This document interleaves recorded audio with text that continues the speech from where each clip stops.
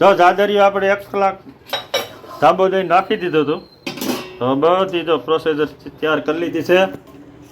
ગોળ મેળ લીધો છે અને આ ગોપાલનું ઓરિજિનલ ઘીમાં જાદરિયું બનાવવાનું છે. હવે બનશે એટલે ચાલુ છે. આખો વિડીયો તમને બતાવશું કેમ બને એમ. એને ન આવડતું હોય જોઈ લ્યો ખાસ. જો પેલા ઘી નાખવાનું છે, ગેસ ચાલુ નથી કરવાનો. ગોળ ને ઘી ને બધું મિક્સ કરી દેવાનું છે. પછી કેટલો પાક આવે ને કઈ નાખવું એ તમને બતાવીશ. ચાલુ રાખજો. જો ઘી નાખીને મિક્સ કરીને હવે ગેસ ચાલુ કરે છે. ગેસ ચાલુ થઈ ગયો છે.